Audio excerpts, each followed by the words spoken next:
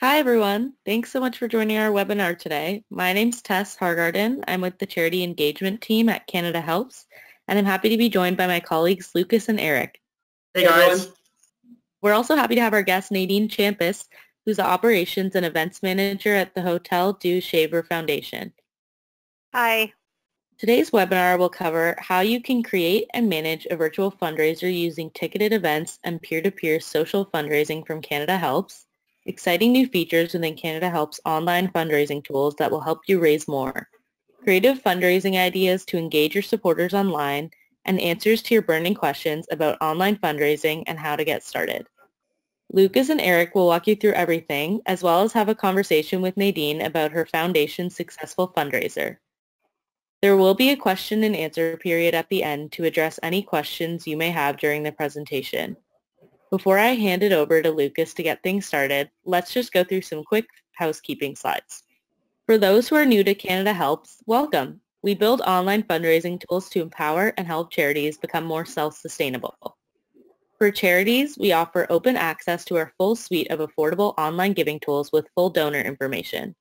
We also provide educational resources so charities can better understand their donors and steward them along their journey.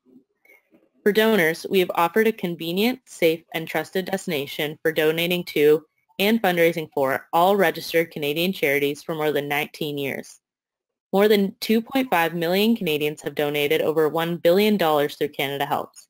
To date, over 22,000 charities across Canada rely on CanadaHelps fundraising tools to build capacity. If you're having trouble hearing me, please try turning up your computer's volume. If that doesn't work, click Sound Check under your GoToWebinar panel, select the Speaker tab, and then turn the volume on the Speaker tab to the far right for maximum volume. For the best webinar experience, please close all other applications. And yes, we'll email you a link to the webinar recording and slides within the next 24 hours. Please note, you can hear us, but we can't hear you. If you have any questions, just type them into the questions log of your GoToWebinar panel at any time. We'll go through your questions about the presentation during the Q&A portion. Now I'll hand it over to Lucas to dive into the presentation. Awesome. Hi everybody, thanks for joining us today. My name is Lucas Froese and I'm joined by my colleague Erich, who is out in Western Canada in British Columbia. So we're super excited to have Erich join us. This is, for those of you who are out west, you've maybe spoken to him before, but this is his first webinar with CanadaHelps, and we're really excited to have him on. Yeah, thanks, Erich. Cool. And for those of you who have maybe attended before, you've maybe seen me. So thanks for coming. Hello again. And for those of you who are new, we're excited to have you, especially with a long weekend coming up. Thanks for tuning in. We're also joined by Nadine from Hotel Dieu Shaver Foundation, and she'll be doing a Q&A with us later on. So we're super excited to have her join us as well. Okay, so there's a lot to cover here today. A lot of new things coming up with CanadaHelps, and we're talking virtual online fundraising, obviously because of COVID-19. So we're going to kind of get right to it, looking at the agenda, just kind of going over what we're talking about today. So should we be fundraising right now? The all-important question, hint, yes, we should be. So we're looking forward to talking about that. We're going over peer-to-peer fundraising, online ticketed events. So how can we use those for virtual fundraising? Now we can't meet. It's a strange time, a historic time in the world right now. So how can we transfer to online fundraising and still be successful? Okay. Also, for those of you who have used peer-to-peer and events before, we got some real new features coming up. Some are already active, so we're going to be going over that. Super cool online fundraisers. So some charities are already thinking outside the box. How can they change their fundraisers in light of what's going on and still be successful? So we're happy to share that. The live Q&A with Nadine. And then right at the end, we have an exciting new product from CanadaHelps that we're super, super excited to share with you. So we'll briefly mention that at the end. So new things coming from CanadaHelps. Okay. So let's just get right to it. Starting off, should I be fundraising right now?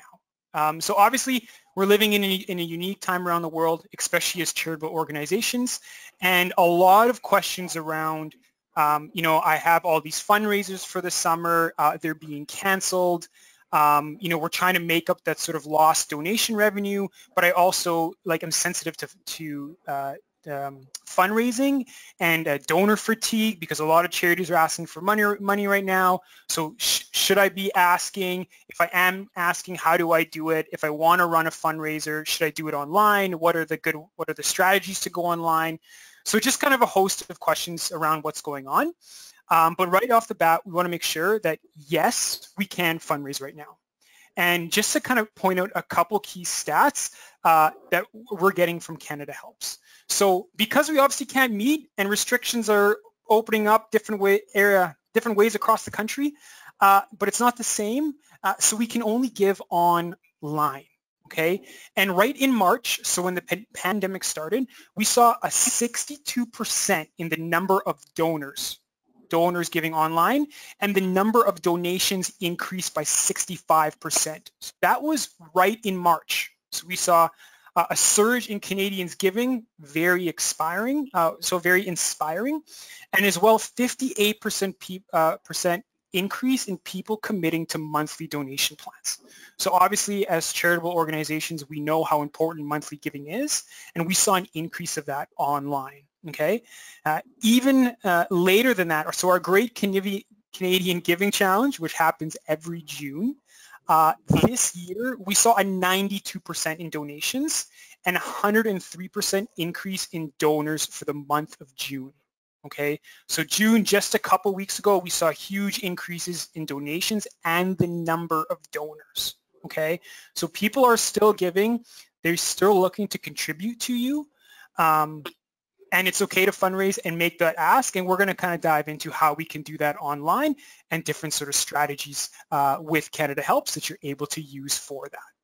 Okay, so without further ado, I'm going to hand it off to my man Erich in the West Coast, and he will take you through. All right. Hi, everyone. Once again, I'm Erich, and thank you for joining us today. As Lucas mentioned, I'm here in Vancouver. I'm happy to be part of the West Coast team at CanadaHelps, and I'm going to talk about our peer-to-peer fundraising tool. So we introduced this tool in 2018 as a way to engage with people's social media followings, to leverage it to fundraise on your own behalf. Our peer-to-peer fundraising tool is incredibly easy to use. There's no cost to set it up, which makes it unique compared to other comparable platforms. So we've kind of democratized the access to this platform, which is a multi-level tool that lets teams and individuals use their social networks to fundraise on your behalf.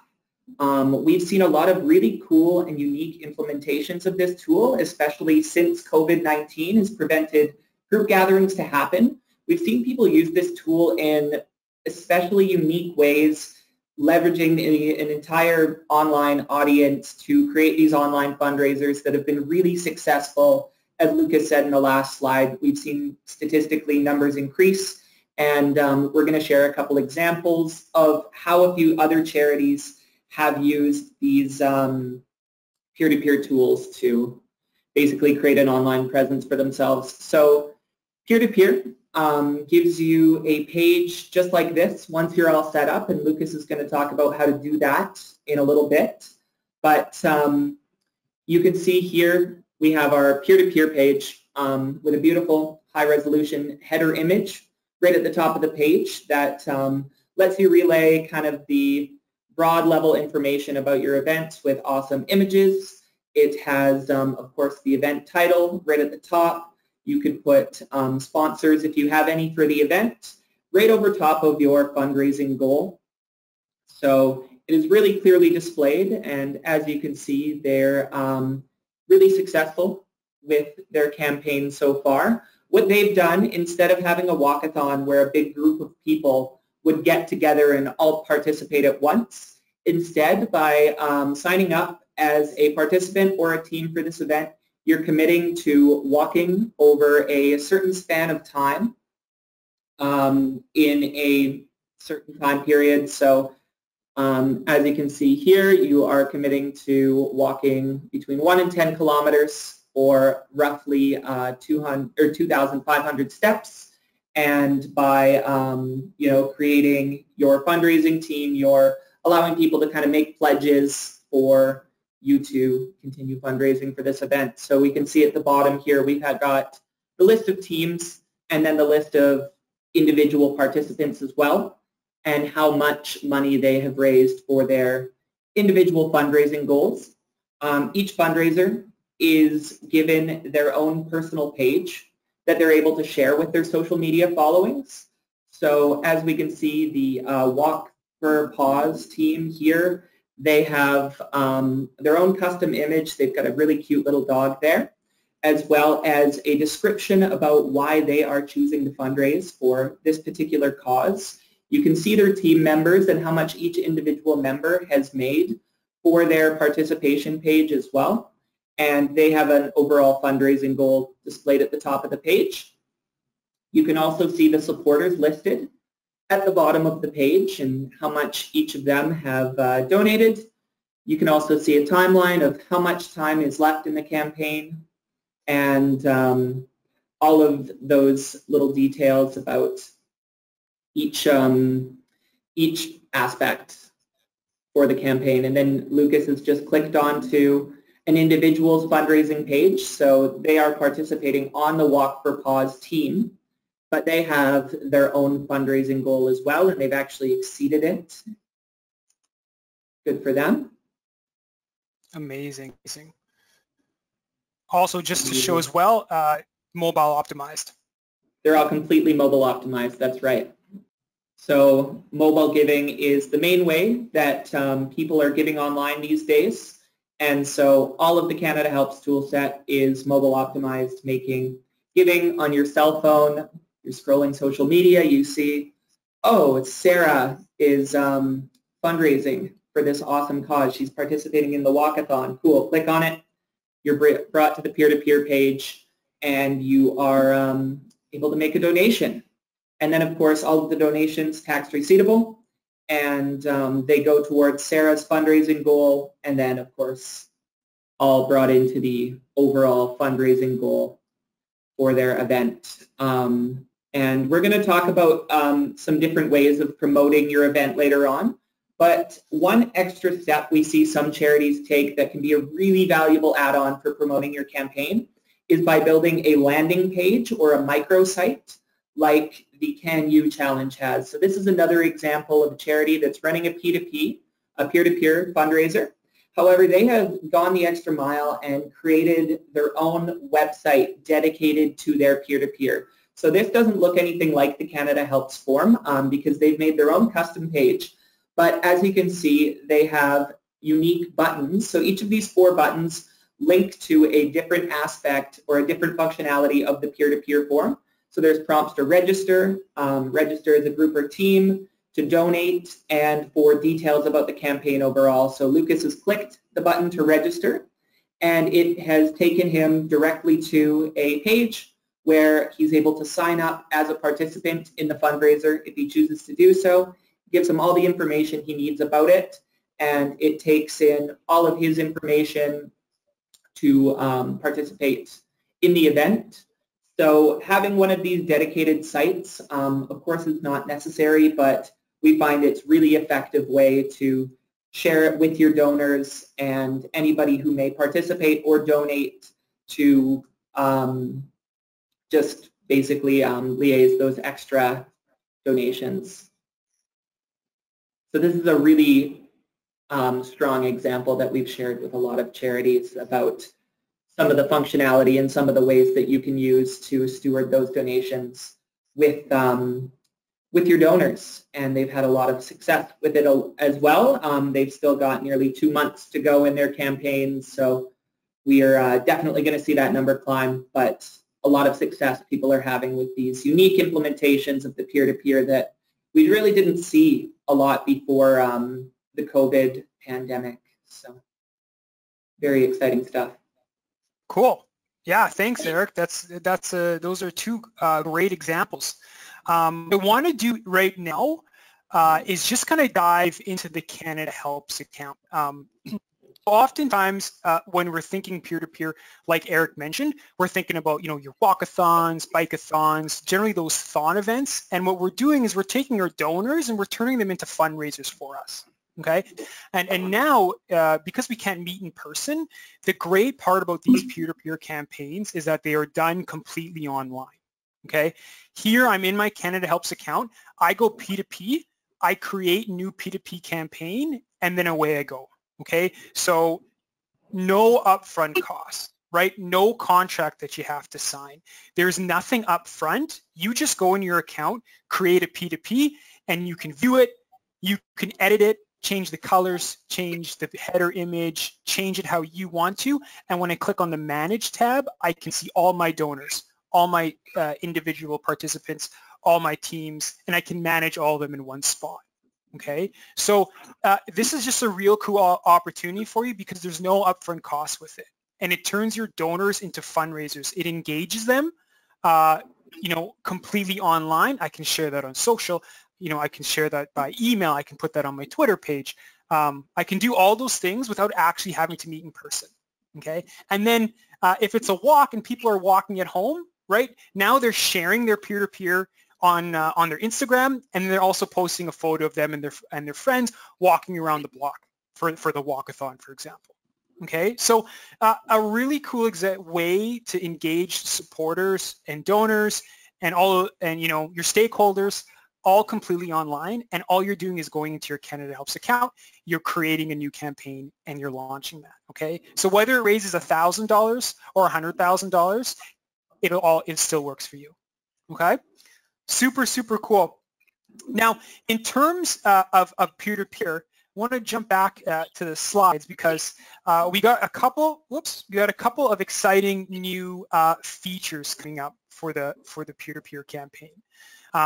So some of you that maybe have used the platform before, what you'll notice is we're actually going to do a design refresh on that. Okay, but actually, I jumped ahead of myself before I get there. Just some tips on marketing that campaign. So oftentimes we get a lot of questions from charities, and this you can apply to whether it's an online event, if it's a peer-to-peer fundraiser, or maybe you're just running a regular campaign. How can you market that campaign? So creating it is easy. Going in your CanadaHelps account, getting started, you can launch that fundraiser. So, but what happens after that's created? And Erich showed a good example of the Can You Challenge when they created that sort of microsite. So right off the bat, it's promoting that campaign. So to who? You want to make sure that before you're launching, you know who you're setting that campaign to. Okay, are you engaging your board members, right? Are you engaging stakeholders? Are you posting on social, right? What's your demographic? If you've ran this before, some of you may know that data. If it's new, maybe figuring that out, right? What kind of images are we showing so we're attracting the right demographic, right? So making sure that you've hashed that out before. Next thing, setting up your website. So just like Can You Challenge, they've set up a microsite, but you can simply do that on your website. On your website, you've just got a page. Hey, we're doing this peer-to-peer fundraiser. Click here to register. Click here to join. Here are some cool photos of what people are doing. Easy to do. First time versus seasoned pro. So if you've ran peer-to-peers before, the way you're doing them is completely different, right? If this is a first-time participant, right, you've got their data. Reach out. Hey, thanks for registering. How can I help you be successful? Here are some links. Here are some fundraising tips for you, right? If it's a seasoned pro, welcome back. Welcome back. I know this is your 7th year participating, let's say. We're happy to help you back. Is there anything that we can do to make sure that you're successful, right? So know who it is. Talk to them differently. Make it tailored to them, okay? Also, a big thing with third-party peer-to-peer fundraising, in our experience, social and paid advertisements on social don't work, okay? Often what we see is charities set up a beautiful P2P campaign or an event, whatever they're doing, and the first thing they do is they pay for Google AdWords or advertising. That, in our opinion, what we've seen going straight to that doesn't work, What does work and what makes campaigns successful is one, engaging your team and your board members first. When you're launching this, are your board members signing up? Are they participating in the fundraising? Are staff? That's the first thing. Once they do, they're engaging all of their networks to sign up, okay? After that, your donor database. Have you let them know what's going on? Are you emailing them? Are you calling them, right? Is there a stewardship process when somebody has been signed up, right? So making sure you're getting your network that's already close to your organization, you want to get them involved first. Once that's done, then you can do the sort of the Google AdWords and the paid advertisements. That's something that you can do in addition to engaging your stakeholders. But if the board isn't involved, if staff aren't involved, if your close donors aren't involved, going straight to Google AdWords and paying for that isn't successful, okay? So do it in addition to that, but make sure you engage those stakeholders first, okay? Also, with peer-to-peer, it's super easy to share, so encourage your fundraisers. Hey, the first thing you do when you sign up, go on Facebook, engage your friends. If I sign up for a peer-to-peer, the first thing I do is I tell my friends. I go on maybe it's on Facebook, maybe it's Twitter, maybe it's an Instagram post, maybe I'm going to email them, but I'd say, hey, I'm doing this super cool fundraiser. You guys are my buddies. Let's make a team or sign up yourselves, okay? So do that. And in addition to that, it's those social share buttons that make that really easy, okay? The best part about all this, it can be done online. So none of this has to be done together. You can do it simply online, which is the best part, especially at this time, okay? The other thing to note, a lot of you are probably fundraisers on here, the power of data. So data is very important. When you're using peer-to-peer or an events platform or anything like that, you're getting all this data. You know who a team captain is. You know who fundraisers are. You know if they've signed up for a team. You know if they're a donor. Maybe they're a first-time donor. Maybe they've given for past events, right? So whoever they are, treat them like that, okay? If it's a team captain, speak to them like a team captain, right? Hey, I know you're coming, this is your third year doing the event, or this is your first time. Great to see that you're a team captain. Here are some helpful links to get started with your team, or here are some things you can encourage for your team members, right? So treat them like they are and use that data, right? Who are they, who are they helping, right? So tell stories, be specific. Why are you running this fundraiser, right? Why is it important? Encourage your donors, encourage your participants and team members to tell stories and be specific, right? So if I'm signing up for a peer-to-peer, in my page, I'm really going to explain, like, why am I doing this? Why is it important to me to sign up, okay? So encourage people who have registered to do that, okay? And then, as I mentioned before, so repeat participants, okay? So there's no acquisition costs for repeat participants. This is all just in your data, so you can see who's coming back. Those participants are loyal and they're your best fundraisers. So make sure if somebody's been coming to your event time and time again, reach out to them, let them know that you're thankful that they've signed up again, and give them the resources to be successful, okay? So using that data, leverage that and use that to your advantage, okay? Really, really important. Now, as I mentioned before, just some cool new features that are coming out for the peer-to-peer platform for those of you that have maybe used it before, or if you're new to it, what that looks like. So here's a cool snapshot. You can tell the layout is going to be kind of redesigned. It's going to look a little bit more modern for you, okay? So design refresh. I wish we had some live examples right now, but in 1 or 2 weeks, it's going to be a totally new designed refresh. That peer-to-peer campaign is going to kind of fill up the screen. Your buttons and your links are all going to be a lot more modern for you. So as you can kind of see the example on the right, and when I kind of jump back here. So it's all going to look a little more modern, really mobile optimized, and be a little bit even easier for people to sign up and to share. So we're super excited about that. Also, just with everything else in CanadaHelps, if you've looked at custom donation forms and your ticketed events platform, peer-to-peer will actually be able to be embedded right on the web page. So when we looked at CanU Challenge, when they linked it to their website, they're actually now going to be able to embed that directly on the page. So now your supporters don't have to link off. They're just going to your website or your microsite and they're signing up or making a donation. So removing that step, making it even easier. And then also a color picker. So before we kind of had preset color templates. Now you can choose the exact colors for your peer-to-peer to match the exact branding of the website that you've embedded it in. Okay, so exciting new features that will hopefully be out in a couple weeks, and it can revamp your peer-to-peer fundraising and have sort of a more modern look to it. Okay, I'm going to toss it back now to Erich, and we'll talk about the other way that you can virtually fundraise, and that's with ticketed events. Yeah. Really looking forward to that design refresh, and I'm going to talk about our ticketed events platform now, everyone. So our ticketed events allows you to sell or hold free events and sell tickets.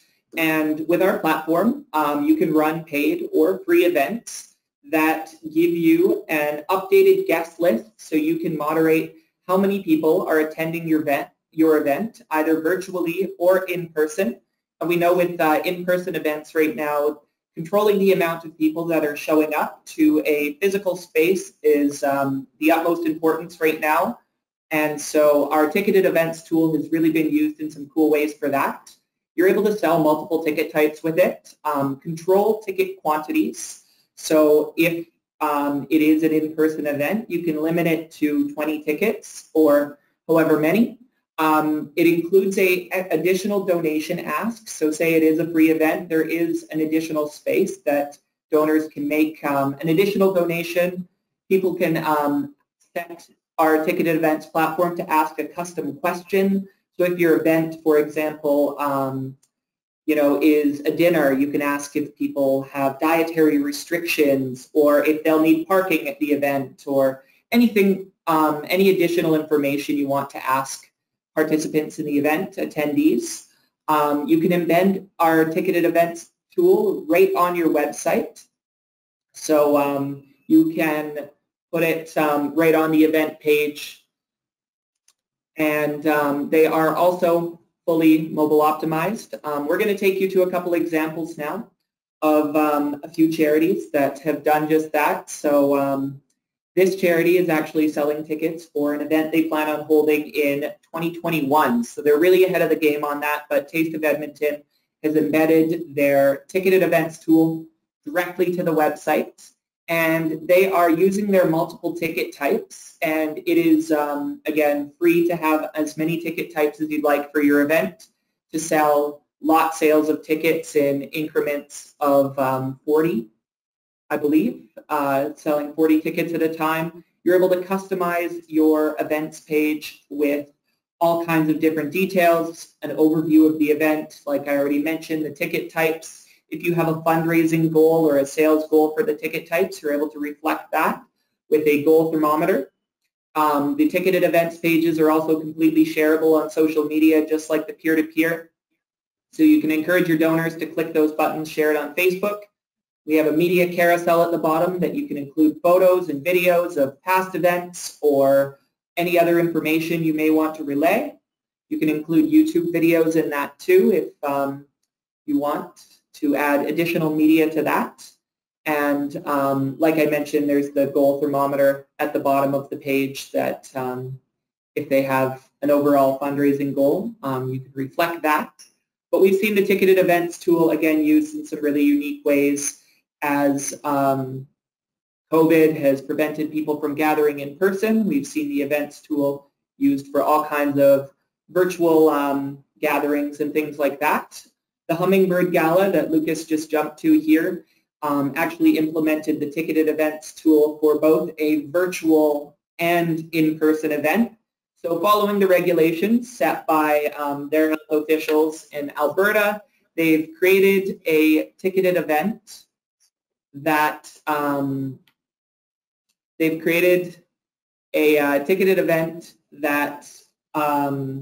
they held both in person and virtually.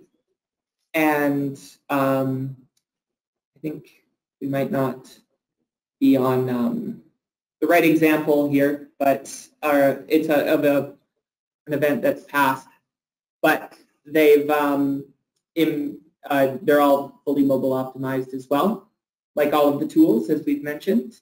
Cool. Cool. Yeah, I think we were looking at it yesterday, and it just finished selling their tickets yesterday. So yeah, the ticket. But an example, so. yeah, an example of a gala that they've ran before, but they simply moved it online. So again, a cool example of taking it online, and they held it virtually, but were able to sell the tickets right from. They didn't embed it on the website, but created this event page that they can sell that right online. Exactly. Okay. Cool, cool. Awesome. And then just kind of jumping into the back end here, just to kind of show you when we're in our CanadaHelps account, right? So it's got all of that amazing features, but again, there's no upfront cost. There's no contract to get started. You simply go in your CanadaHelps account, you click events, and you create a new event, okay? Here, right, I've got all my options. I can edit that however I like to. I can manage that, see who's registered, see who's made donations, and I can also embed that directly onto my web page. When I click that option, it pulls that line of code for me for the website, okay? So often with these events, right, we're thinking of galas, we're thinking of dinners, golf tournaments, right? You can still use this platform completely online. So if you're going to run a gala or any of those things, or maybe it's a registration, and Nadine used the events platform, so she'll kind of talk about how she did the Curbside Pasta Dinner with it, but you can use this feature online, okay? Now, also with the events tool, we want to kind of show you a new feature that's kind of coming out for this. It's already out actually, and we are super excited for this one, and this is promo codes. Okay, so a lot of you that have used the events platform before have been asking for it. So, you know, we've been listening, we've been taking your feedback, and we've created the promo codes feature. Okay, now when you're adding your different ticket options, you are able to create a promo code. You can have a discount by number, you could have a discount by percentage, and you can simply assign that to tickets. And now charities like yourselves are able to run events with the promo code feature. Okay, so very cool example. When I jump into the back end here and we click edit on an event, just to show you how easy that flow can be. Well, just logging into my account here. Just so that you're able to create it again in that sort of tickets and tax receipt option within your CanadaHelps account. Okay, so when I'm in my event, when I go to tickets and tax receipting, this is where you're creating all of those different ticket options. Now when I scroll to the bottom, right, there's my promo code feature. Okay, so create your different promo codes. You can activate or deactivate it. I can delete it. If I click edit, I'm very easily able to edit all of my different promo codes and assign them to my tickets. Okay, so just above that ticket feature, it's all there for you and super easy to do, to create and get started with it. Okay, so really excited about that feature. As well, you know, we talked about peer-to-peer fundraising and events. COVID-19 has also given us some unique challenges and forced us to be creative, okay? And as a lot of you representing your organizations here, although some of you are probably fundraisers, creativity is in our forte. We're always having to be creative to get grants, you know, steward in different ways, create different fundraisers, and COVID has really pushed us to a different level with that. So when we talk about creativity here, it's basically saying, so how can we transform just traditional fundraisers? Let's say it's a golf tournament. How can, you know, that's a golf tournament you might not run. So how can I transform that in a different way and still be able to receive donations for that? Okay, so we just have a couple of really cool examples that just quickly want to show you what you're kind of able to do with that. So here, this is Help Age Canada, and hopefully this can kind of get your creative juices flowing. So Help Age Canada, what they've done here is they have this what's called a Ride to Connect. So generally, this would be more of a peer-to-peer fundraiser, okay? So here on the left-hand side, this is their Ride to Connect team. So what their team is doing is they're out, they're going on a bike ride. Their goal, they want to run, I think it's 200,000 kilometers between the 7 of them, okay? Generally, when we think of this, we're setting up a peer-to-peer fundraiser. Everybody has their own page, they're sharing it with their friends, and they can sort of get fundraising. But Help Age Canada went a bit creative with it and said, hey, why don't we just have a donation form, okay? Maybe some of our supporters aren't that enthusiastic. Maybe they don't want to fundraise right now. Maybe they just want to give. So what they did was created this page, and on the left-hand side here, you'll notice they've embedded a beautiful donation form, okay? So all they've done, have this page, they're explaining what the Ride to Connect is, here, what they're doing. They got an awesome, I can see the riders, okay, super, super cool, beautiful page. And now as a donor, I can just simply make a donation on the left-hand side here by filling out that donation form. Okay, so they've already raised $43,500. They're very close to their goal. Okay, but they've done this instead of launching a peer-to-peer campaign. They said, hey, let's just create a donation form, and then people can just give without having to fundraise. It's a different alternative way to using that. Okay, so another super cool example. As well, I really want to show you this one. I love this example. We may have even shown it on a past webinar. Youth Unlimited Toronto is running this Youth Unlimited Toronto Together for Transformation. Usually they're running a golf tournament in the summer, okay? So now they're not able to run a golf tournament, so what they've done is actually just created a donation form and have created this Every Shot Counts. So for all the golfers out there, you'll know this, it's pretty funny. I'm a golfer, so I love this. So here, take your shot, right? So if you're finishing a putt, that's $100. So I can simply click make 100. If I'm driving from the tee, that's 1,600. I can put that in there. So this is a pretty fun, unique way. Instead of hosting their golf tournament, they've created this Every Shot Counts. And here it says, help us walk the course. Okay, and I can simply make a donation down there below. Okay, so if you're not running a golf tournament, this might be an option for you. But again, any kind of fundraisers, especially traditional fundraisers that aren't an option for you anymore or not this year, get creative with it. Use donation forms, host them online, and just super cool ways that you're able to run them. Okay, and just jumping into the CanadaHelps account, right? Again, when I'm in the CanadaHelps account, when I jump to the tab here, if I return to my account, if I jump to the account here that says donation forms, right? I can click on donation forms and I can create a new donation form. I can embed it, or I could use it as a standalone page. Okay, so you're able to create unlimited donation forms, use them to your advantage, use them to have, traditional fundraisers, maybe just use a form instead, encourage people to give. Because on the data that we have seen, people want to support, right? They can only give online right now, and they do want to support you, and they want to know how, right?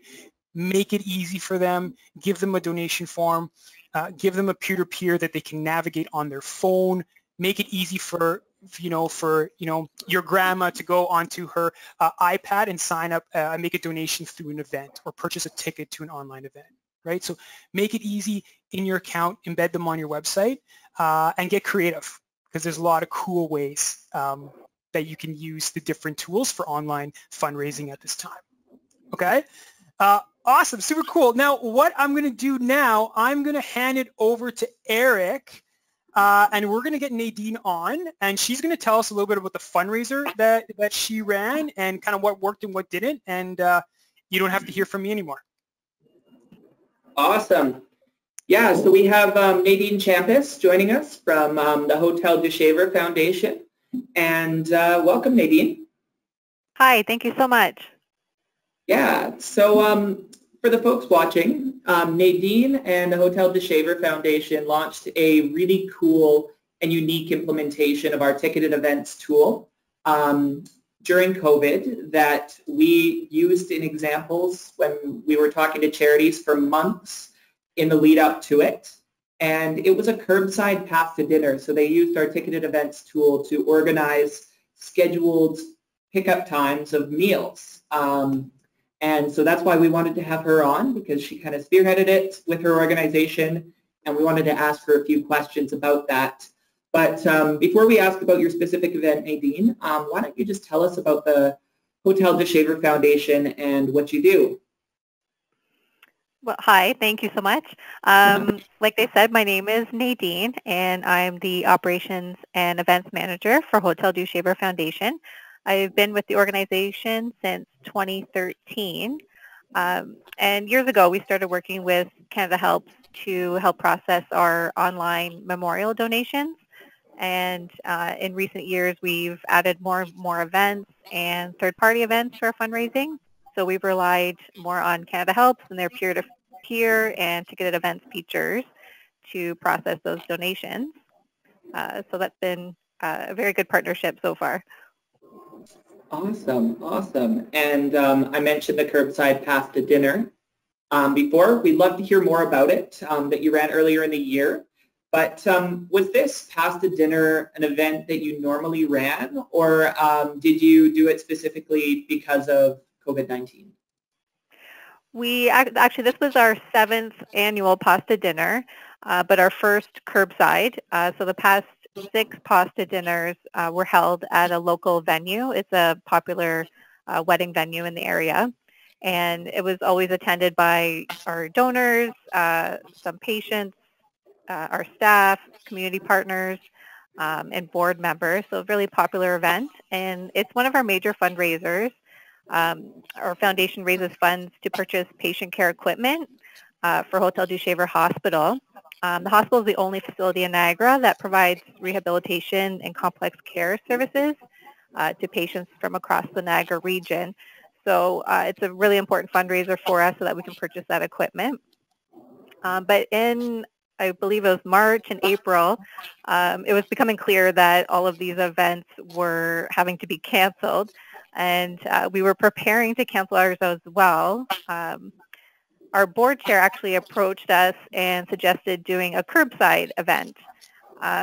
So we contacted our regular venue that we normally hold the pasta dinner at to see if it could be done. Would they work with us on this? And they were completely on board and really excited to partner with us. They did the menu, gave us a few different options, and we set up, for the first time, we set up those tickets through CanadaHelps to sell the tickets all online. And as soon as we launched it, we had so much support from our community. It was really great.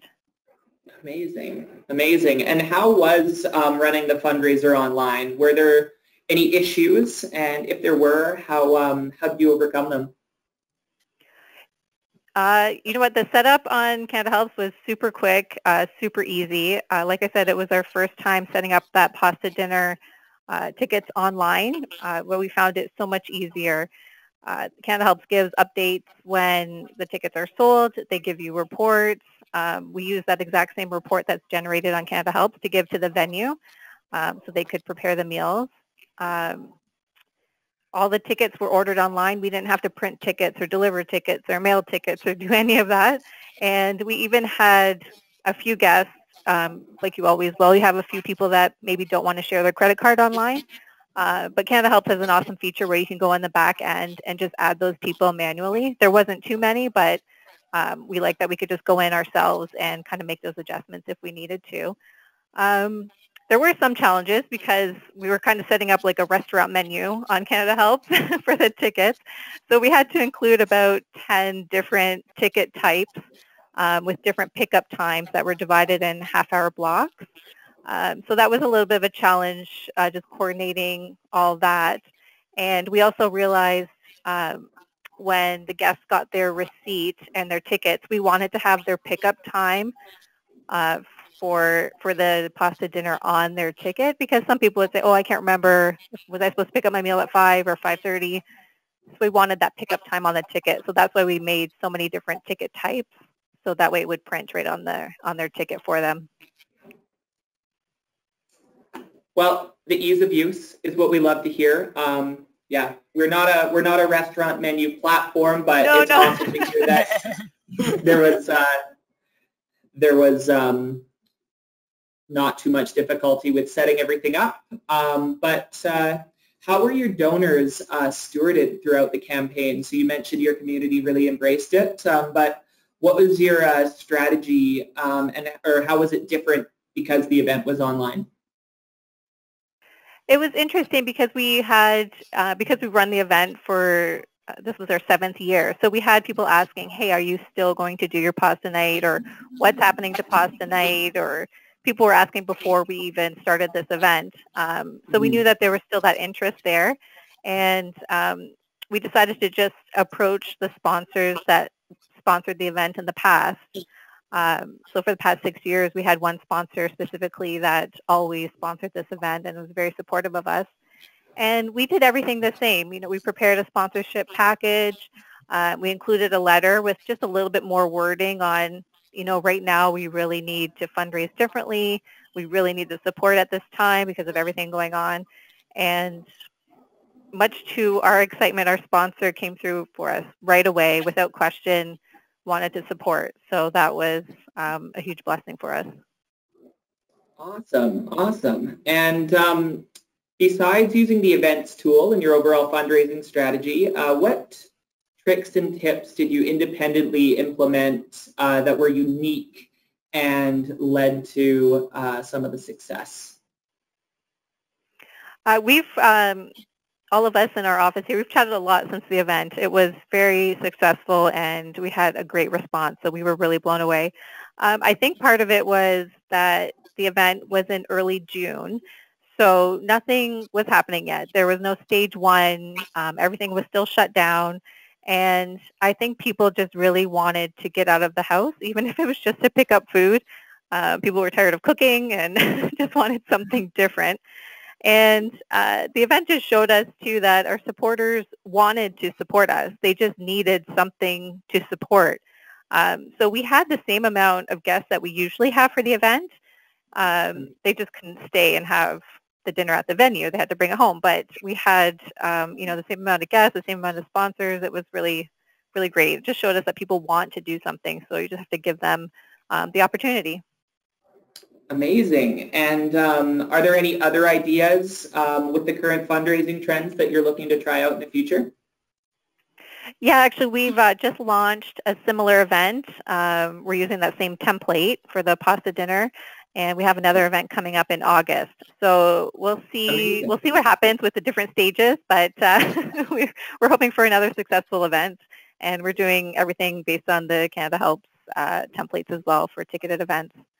Very cool. And do you have any recommendations or advice for any other charities looking to run an online fundraiser or a similar event to this?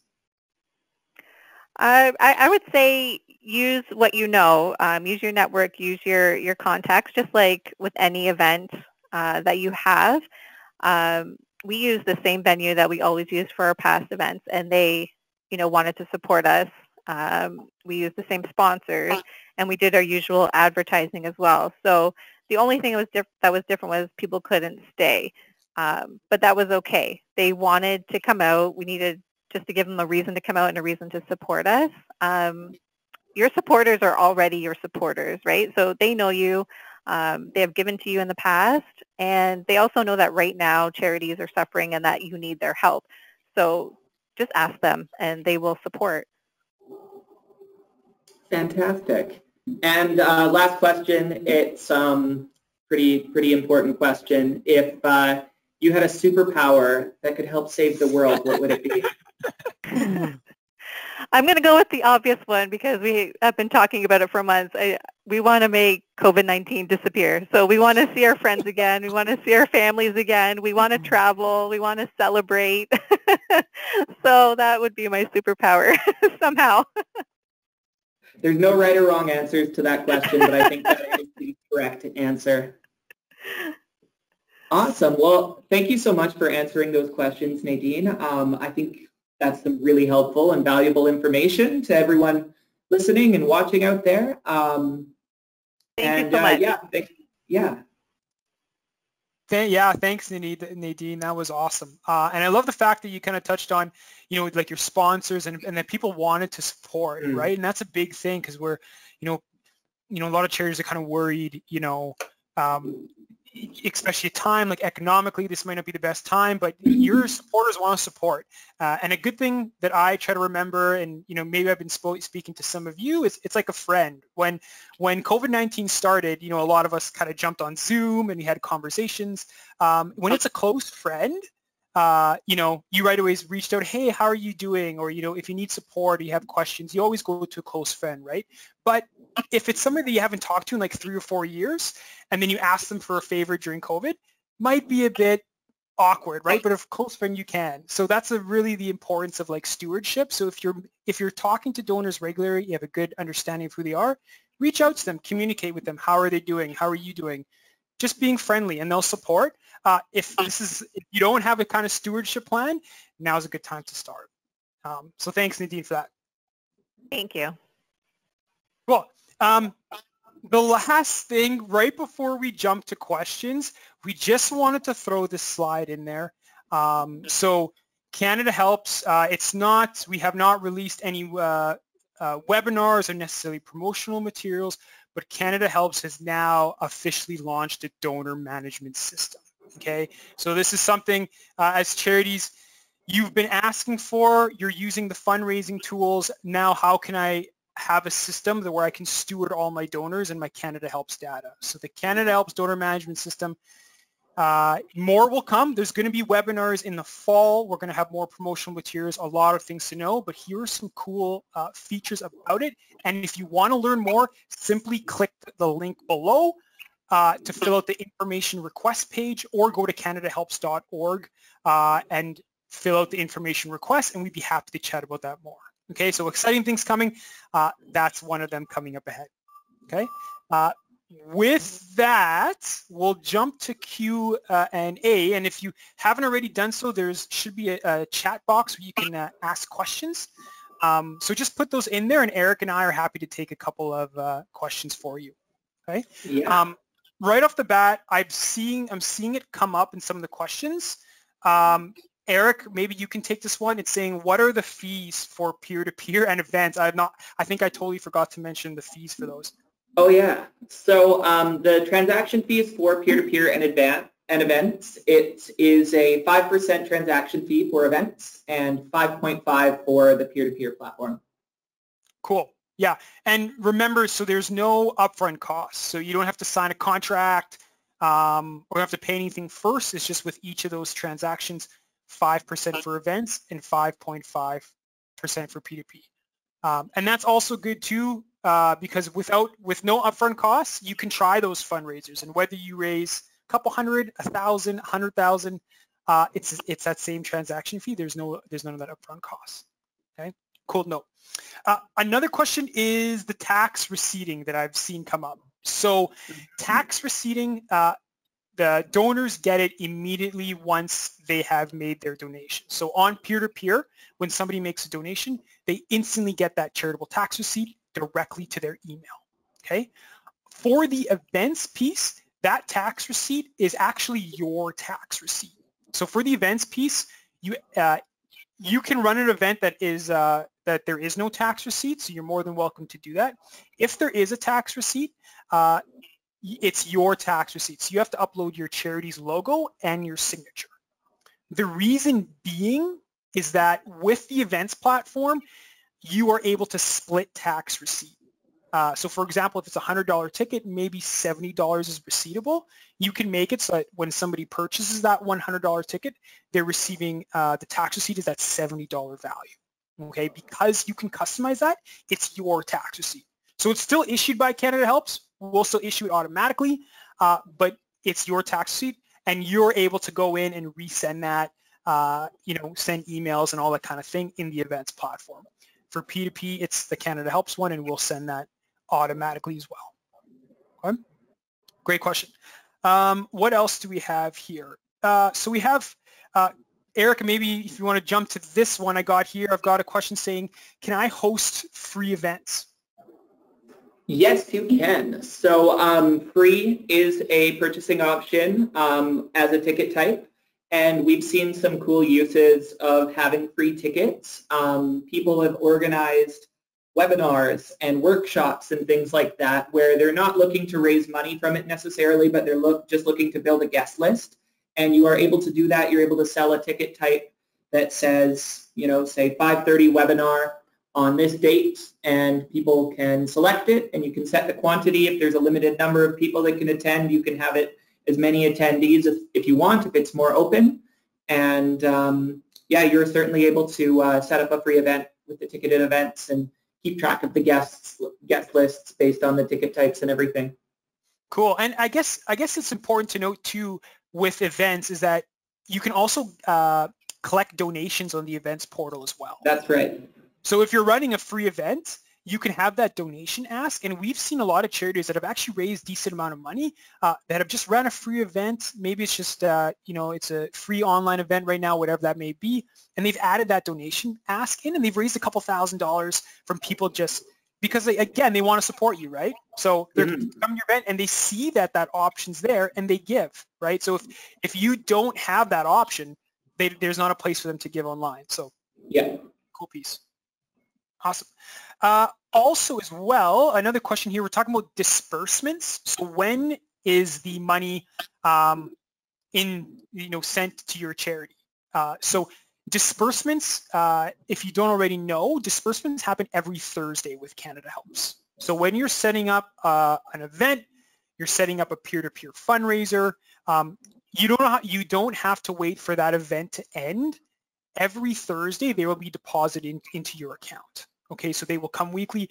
Obviously, we know at this time, it can be crucial.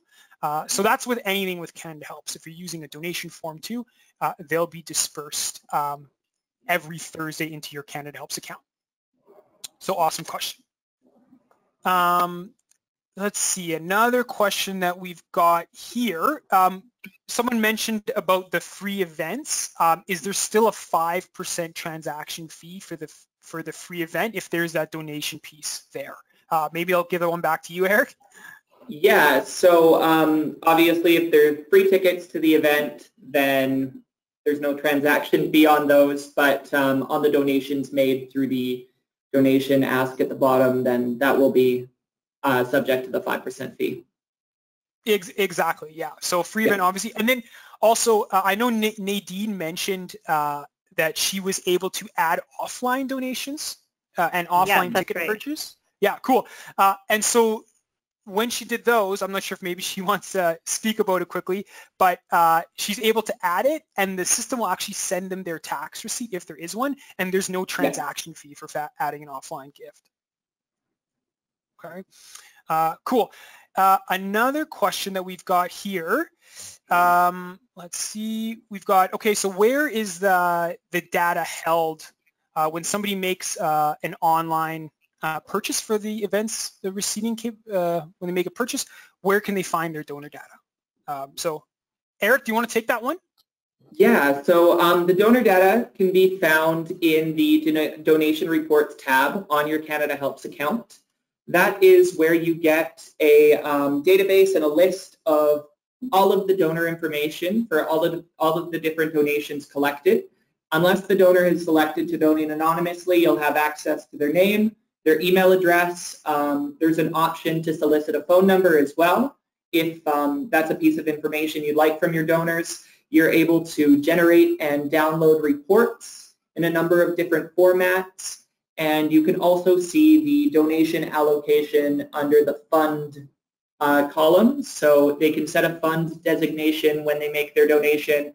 You're able to see where the donation came in from, whether it was a peer-to-peer or a ticketed event or a custom donation form or through your CanadaHelps profile. So there's a number of different ways that users are able to donate to you, and that way you can customize, so to see like, oh, everyone who donated to this ticketed event, and you can generate a report based on that. You can see the people that donated from X date to Y date, all kinds of customizable options there. Cool. Yeah, that's a great point. That's a great point. And then also, Sorry, Oh, Eric, I was go ahead. also just going to touch on the management tab from the events tool itself too. So if you're in your event, there's a tab for managing it that you're able to see your guest list, and you can see that information in there as well. Cool. Yeah. Awesome. Another question that we got, I think we got time for maybe one or two more. So another question that I'm getting is where, if you don't mind me showing again, is where is the embed button for the events, and how can I embed it on the web page? So here, when I go to the events tab, right, so it's simply a matter of clicking that embed option. Okay, so here here is that line of code. Okay, and simply you log into the back end of your website, you paste it, and that events platform appears. Okay, and the same thing with donation forms. If you're using those, click on that embed code, take that, put it onto the back end of your web page, and you're able to have that embedded. Okay, these are designed, I know it's a bit of coding work, but it's designed so that you're able to do that, that you don't need to hire a consultant, that you don't need an IT person or some crazy coding skills. You can just grab that embed code and simply paste that directly onto your website. Okay? Yeah. So super cool question. Okay. Awesome. We'll take, yeah, Eric, there's one more. I'll pass this one on to you. It says, does the events platform allow for different ticket types? Like different ticket types, like early bird pricing and things like that? Yes. So the ticketed events platform, yeah, you're certainly allowed as many ticket types as you would like with that. With early bird pricing, that's actually one implementation I would recommend using the promo codes for, because I believe with that you can give users access to ticket types that may not be otherwise visible. And so you can't delete a ticket type once it's been created within the sales window. However, you can do different implementations, like I said, with the promo codes, or you can set different ticket types to different pricing tiers. Awesome. Yeah, that's great. Thanks, Eric. And that will be about all we have time for questions. So I know a lot of you have been just checking the chat box. Some of you have questions for Nadine. So we'll try to follow up with you with that, and maybe we can loop Nadine in so she can hopefully help you out as well. And I know a lot of you have donor management questions as well. So again, fill out that request form for that, or you can see Eric and I have our emails there. I forgot to add Eric's number, but he's reachable by that as well. So please feel free to reach out to us. We're happy to answer more questions, help in any way possible. Yeah. Okay. And I'll hand it over to Tess now here. Yeah, so thank you so much to everyone for all the great questions. That's going to be all the time we have today for the webinar. So thank you to my team members, Lucas and Eric, for walking through how to take events online. Thank you. Thank you. And huge thank you to Nadine as well for taking the time to share about Hotel Dieu Shaver Foundation's fundraiser. Woo! Thank you so much for having me. Thanks, Nadine. Thank you. So to stay updated on more Canada Helps fundraising products, tips, and free webinars such as today's, be sure to follow us on Twitter at CharityLifeCA, our company page on LinkedIn, and our Facebook page, Canada Helps for Charities. As always, thank you to all our attendees for joining, and we hope you could join us again soon. Stay safe and take care. Hi, thank you. Bye.